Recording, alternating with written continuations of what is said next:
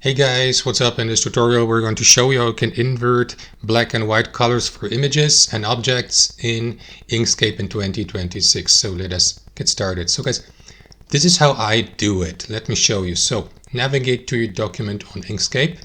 Let me just zoom in a bit. Import or insert the image. I will go with this one here. So what you want to do next is navigate to path here at the top and choose the option trace bitmap. Alternately, use the shortcut Shift-Alt-B for that. You'll be redirected to that tab here in the object properties. So what you want to do is select the single scan tab here, and under detection mode, switch from brightness cutoff to color quantization. And you will see this version. However, guys, you may customize that a bit, for example, by finding your best setup here, for example, or alternately, if I, for instance, choose, let's say, let me get rid of that fog here to the right. So you will need to adjust that slider here. Let me go with this one.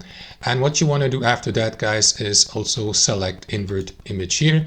And that is going to convert black to white and white to black. So depending on your preferences.